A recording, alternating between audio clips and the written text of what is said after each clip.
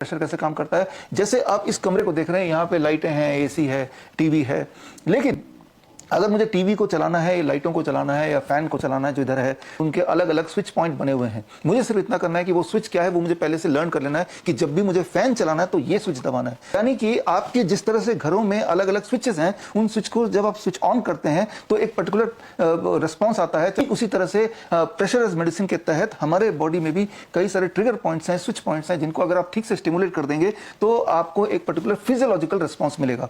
उस physiological response जो कि इंस्टेंट होता है, इंस्टेंट का मतलब विदिन फ्यू सेकंड्स, 1 या 2 मिनट के अंदर, राइट। और उससे किसी इंसान को हम रिलीफ दे सकते हैं, चाहे वो सीजर का पेशेंट हो, चाहे वो फेंट हो गया हो, चाहे वो हार्ट अटैक का पेशेंट हो, कार्डियक अरेस्ट का पेशेंट हो, अस्थमा का पेशेंट हो। ऐसे मेडिकल कंडीशन जिसमें हाथ पैर कांप जाते हैं, फूल जाते हैं, जिसमें लाइफ एंड डेथ का मामला होता है, उसमें सिर्फ आपको ये पता होना चाहिए कि ट्रिगर पॉइंट क्या है, वो स्विच कौन सा है। इमेजिन कीजिए एक कमरा है जिसमें लाइटें भी हैं, एसी भी हैं, पंखा भी है, सारा कुछ तो है, लेकिन इस कमरे में ये लाइट कहाँ जलती है, वो स्विच कौन सा है, फैन कहाँ चलता है, वो स्विच कौन सा है, इसकी जानकारी आपको नहीं है।